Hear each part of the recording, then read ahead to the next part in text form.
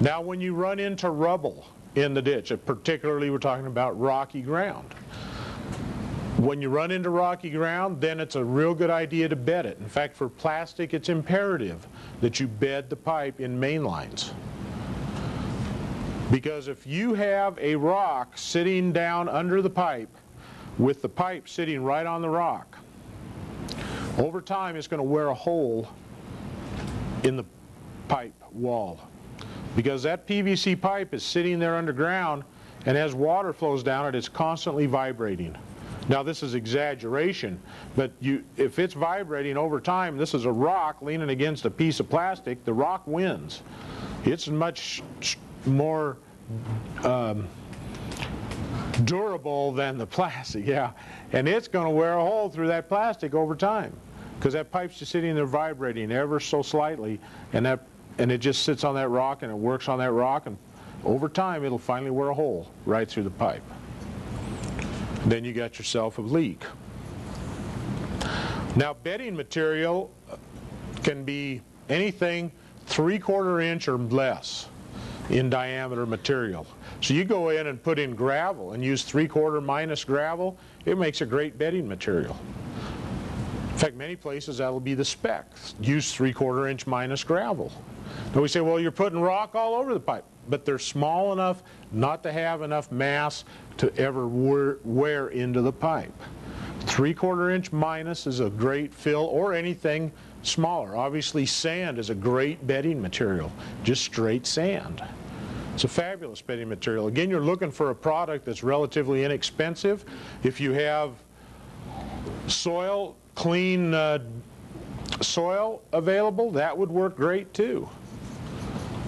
What you need is you need about 4 inches of bedding material of this 3/4 minus material all the way around the pipe on all sides. At least 4 inches. That's to keep any big rocks from working their way in over time. You give yourself a little cushion, because you know, once you have to put it on the top, on the bottom, lay the pipe, then bed around the sides and over the top of the pipe. Then you can put the parent material, whatever you've dug out of the ditch, back over that. And you know, if you're over here in Milton Free Water, it's going to be all kinds of rock you're going to put back over it. But in the meantime, you better have yourself a bunch of bedding material, because a lot of that ground over at Milton is just like digging through a creek bed. Same on this campus. This whole campus is just solid rock. And you dig through here and put a main line in, you better have some bedding material. So our loop main line out around the little golf course out here is all bedded. We use sand. That was the least expensive material at the time for us to use. It has to be a certain depth too. That main line, according to the size, it has to be deep enough so that it won't get crushed when you drive over the top of it. Okay?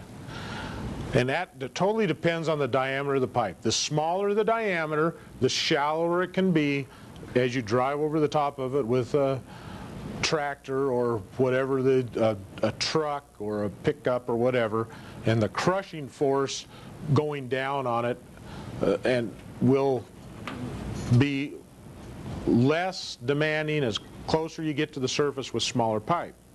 And there is a certain minimum depth for any size pipe. Now we can go out here and put laterals down 1 foot deep if they're 1 inch pipe, and we can drive over it with about anything and it's not going to damage that pipe.